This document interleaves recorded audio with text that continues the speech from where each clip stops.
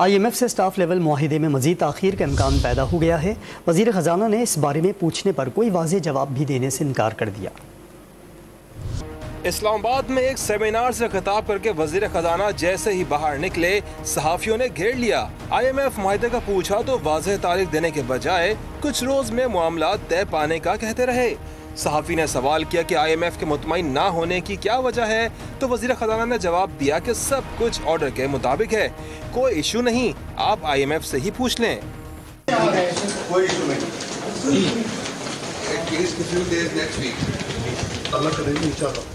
इससे पहले मुआशी सूरत हाल पर सेमिनार से खिताब में भी वज़ीर ख़जाना IMF मुआहदे से मुतालिक कोई वाज़ेह जवाब देने के बजाय मुल्क की मुआशी बदहाली का जिम्मेदार PTI हुकूमत को करार देते रहे। Today, foreign investment in the country stands at a historic low due to the poor governance and economic mismanagement of the last few years. We and my team decided that come what may, we will implement and we will discharge all the sovereign commitments which the previous government had made. We have been in the process of 9th review. Anyway, we seem to be very close to be signing staff level agreement, hopefully inshallah in the next few days.